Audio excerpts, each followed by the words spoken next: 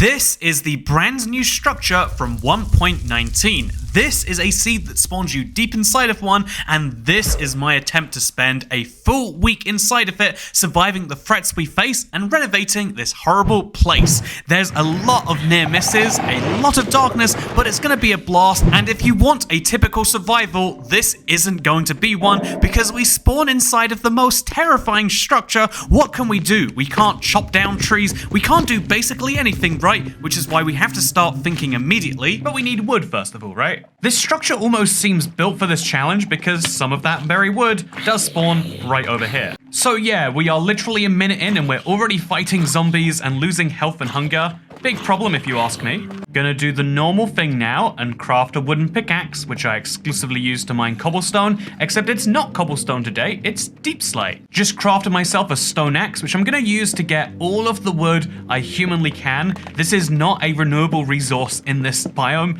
It is something we only get to spawn once, so it's important to find out how much we're actually working with before we get too wasteful with it. So nervous about every single one of these that activates, because it could spell my doom. The great thing about this ancient city is not only can I use the blocks here to craft myself a furnace, a chest, but also I can use the wool which is all around the place to craft myself a bed. I literally have all of the survival essentials within the first few minutes, which is nice, except actually surviving in this world means that there's a lot of things which are a lot harder to get your hands on, such as food, or such as, you know, safety from the Warden. And so let's focus on those things now. We've got a kind of a double problem when it comes to the Warden one, because if we want to break any of these blocks, there is a chance that it activates a Skulk Shrieker. Obviously, the solution is to break the Skulk Shriekers, right? You slowly punch these until they're gone, but the problem there being they don't drop themselves unless you break them with a Silk Touch tool. This means that if we want to ever spawn in the Warden again, once we've broken them,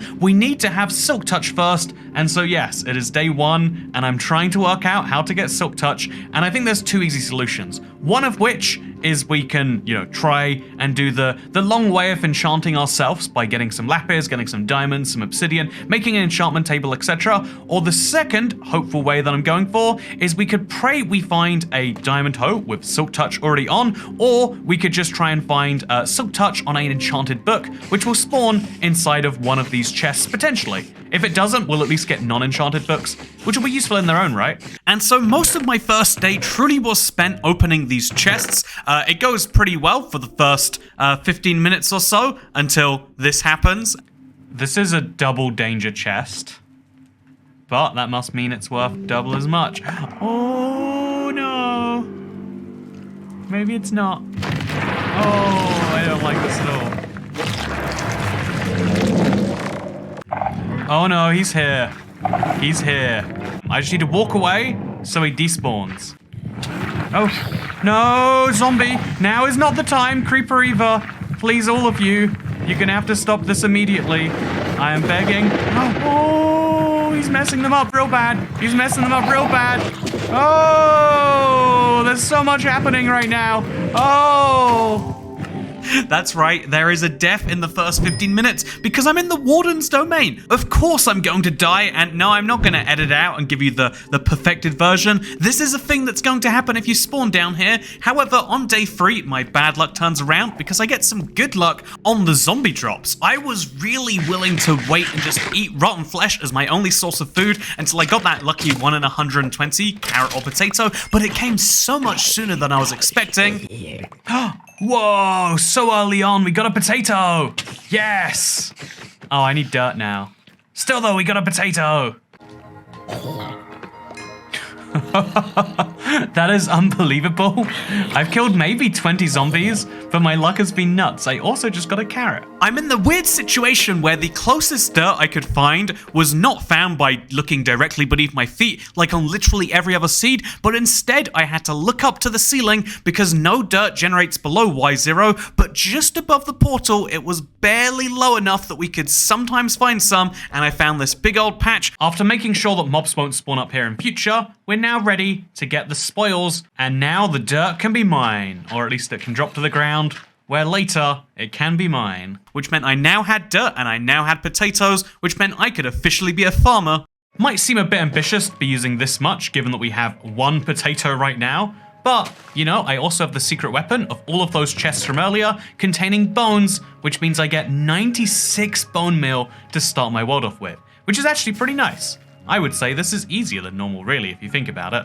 Now we get 3 potatoes, which we can bone meal all the way, and then 23, finally allowing me a source of food, yeah. So the first day left me in a really good position, but my second day, taking up the survival again, I realized that we needed to really work on a couple of things. First of all, there's mobs falling from the ceiling just all of the time. This is terrifying, and it's a real threat to my life, alongside slimes and alongside the Warden, who thankfully doesn't show up at all during this survival series. Just trust me on that. I mean, why would the Warden be in an ancient city? But I needed some light in there if I was going to stop mob spawning, and so I got myself some light. So the amazing thing about flint and steel is it will allow us to light all sorts of light sources that are chilling around here anyway, and I guess they're already pre-lit.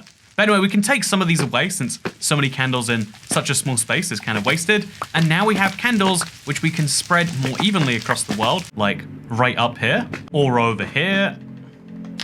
And all of a sudden, the world is a lot lighter, even as the evening comes in. Another tech upgrade that I was expecting to be easy, but was so much harder than I expected, was iron. Iron does not spawn anywhere in these natural chests, you know, as grey as it is to have bones and skulk and books. We didn't have any iron. I did find lapis lazuli and the Warden, though. I really want to be immune to the horror of the Warden, but I'm not there yet. So in the same vein of give a man a fish and he'll eat for a day, give a man a fishing rod and he'll eat for a lifetime or whatever it is, instead of using my lava bucket to fuel the furnace once, I'll use the iron to craft a cauldron, and I'll put my lava above it and start a lava farm, I guess. This also solves my lighting issues. Wow, 2 problems at once. Also, wait, I didn't think this one through at all. It's quite fitting that on day 7, I finally have the 7 iron that I need to make myself the cauldron, which is really just a big bucket when we think about it. And which of course is going to allow us to finally drip, drip, drip some lava away into an infinitely renewable source. I'd like to expand this farm, which is going to involve, of course, more lava and more cauldrons, but we'll have to deal with that later, because for now I have the more pressing issue of the Warden that keeps spawning. Actually, I lied. I had one more pressing issue, which was this. Making sure my grass stays nice and watered. Very important to me. No, I don't like that. Big problem. On the 3rd day, I realized I could finally take advantage of diamonds that I happened to find, and don't worry, I did find some. As well as the Warden again, oh no. Honestly, at this point, I just about worked out that if you sprint away from the Warden fast enough, he doesn't cause you issues. If you can't get away in time by the time he spawned, you're probably already dead, but just like with most problems in life, if you run away fast enough, then you probably won't even realize what you've done wrong. And so the big exciting thing here is those diamonds, and I use them to make an enchantment table, but I don't have enough books, and there's no cows down here, let alone no sugarcane or any wood. You know, we need all 3 of those ingredients to make a bookcase. We have none of them. However, what we can do is we can find books in chests, as I did so.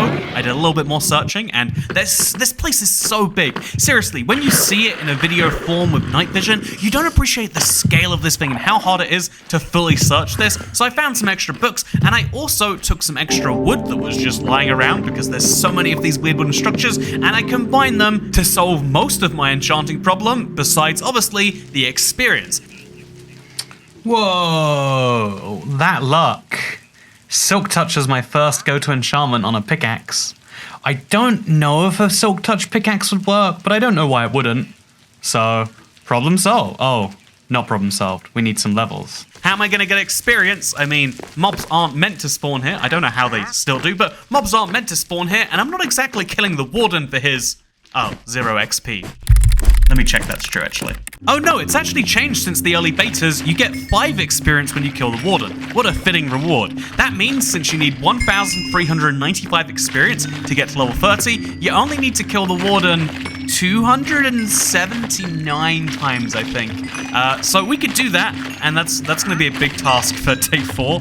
So maybe just in the meantime, we get ourselves an enchanted hoe. On day 4, what I decided to do is really commit to this experience thing. One of my big goals is to tear this entire place down and silk touch all of these skulk catalysts and shriekers and skulk sensors away, because if you destroy them normally, you get experience, which is fine, but I'd rather have them be in a chest somewhere so I can use them for my own purposes, and so I need to get myself some silk touch, which means I'm gonna need to get myself a lot of experience, and so I used today to get a lot of experience, except I also do the opposite of get experience, because I died to the Warden, and then I died to the Warden again, and then you might not believe this, but I died to the Warden a third time, but thankfully, this time I realized my mistake and I died to the Warden a fourth time. At this point, the Warden is pretty close to getting his 2,795 Steve kills that he needs for his enchantment table, but no, yeah, I lost my hoe, I lost my experience, and now I really am gonna have to grind if I want to get to level 30, because if I mine these skulks with a non-silk touch hoe, I get 1 experience. Like we said before, level 1 to 30 is 1,395 XP, so I'm mining 1,300 of these blocks,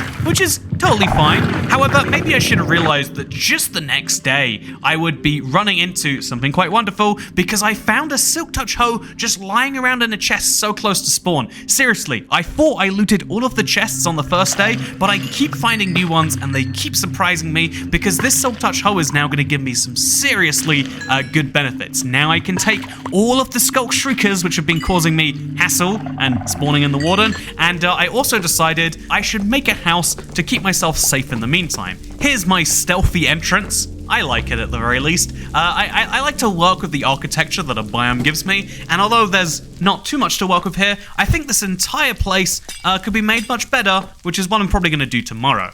Tomorrow arrives, although it's today from the perspective of these footages, although it's yesterday and quite a few days ago from the perspective of you, the viewer. But anyway, I slept in my new house and boy is it wonderful, but I also got some important remodeling done too. I decided that I needed a better pickaxe for mining all of these blocks, and so the plan to get level 30 is back on. I want to have a top-end pickaxe if I'm going to work on this remodeling, and so what I'm going to have to do is all of that craziness from before. So one of the key steps here to stop myself from having my mind moan is to make a grindstone, of course, which, honestly, it's a weird recipe you don't get to craft very often this early in the game, but I really liked it. It made me feel fully prepared for the days that were coming up ahead, because, you know what, on day 6, I decided I need to actually light this place up. I don't know why, but I just felt like I could see next to nothing today. Maybe it shows off in the footage, maybe it doesn't. This just isn't gonna be enough light if I actually want to see what's happening in most of the world,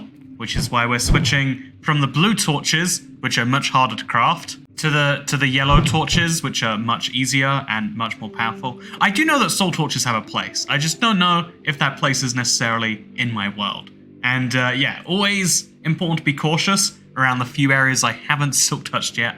But for now, just everything around this main square around the portal, I think we can cover and make not dark, but instead the opposite of dark. Only there was a word for that. Well, this is certainly a nice upgrade that I found right here. Also, so much coal. I didn't... I can't believe there's more chests that I haven't looted. Whenever you think you've looted an entire ancient city, always check twice for the weird corners you didn't know existed. I was quite pleased after this to finally find some more lapis. I had used up my entire supply previously, and I'm hoping that this should last me a very long time otherwise. So now we begin the grind for Fortune 3. If I don't see Fortune in any of the options, I get level 1, and then I immediately grindstone it away for any excess experience that I can get. And then we try exactly the same thing, but again. And I'm hoping these level 30s will help me get just a little bit further and closer, but I'm not sure that's going to be correct. There we go! Finally! It took me all the way down to level 21, which means now, while going around and picking up the final Skulk Shriekers sensors and whatnot, I guess we should also go and pick up some Skulk blocks for the experience. But still, we now have a path to Fortune 3, which means we have a path to getting more iron, but also to mining this diamond ore, which I've just left in the ground. Do you think it's more than one diamond ore, actually? Or do you think it's literally... Yeah, I can't mine one diamond, right? No, who wants to do that? So what we're going to do instead is wait till we get Fortune and get potentially 4 diamonds. On the final day, I start my process of getting level 30 by making an iron hoe. Then I realized it'd be faster if I enchant. This is something that had no issues whatsoever until I realized that the iron hoe was a poor decision. I didn't know enchantments work this way till just now, but apparently enchanting that iron hoe actually ruined my fortune enchantment. I now can no longer... Why? This is so brutal. I just got to level 30 just for that fortune free, and it's not here. Oh, it took me 2 days worth of grinding around, or 2 Minecraft days, I should say. And we're just gonna have to do the entire thing again. Life is pain. Pain is life. And so yeah, this is where I ended up after playing a little bit of Minecraft on a side world every single day for the past week. Let me know what you thought about this kind of survival log process. I always want to start weird survival worlds on the interesting seeds that I find, and I really like a good challenge, but obviously the default Minecraft format of like 100 days, or in some cases like mine 256 days, that obviously isn't going to work for everyone. It's going to take a very long time, and I can't do that for every single challenge under the sun, but I do like having these little mini projects and then summarizing them into fairly mini videos like this one. Let me know if you liked it or if you thought it was terrible by liking the video, perhaps subscribing, maybe with those notifications turned on, because I love weird survival challenges, and if you do too, you're gonna have a good time on this channel. And if you hate survival Minecraft, then I don't know how you found this video while you're watching it, but thank you for the view anyway. It counts all the same for AdSense revenue, so I'll see you next time. Goodbye.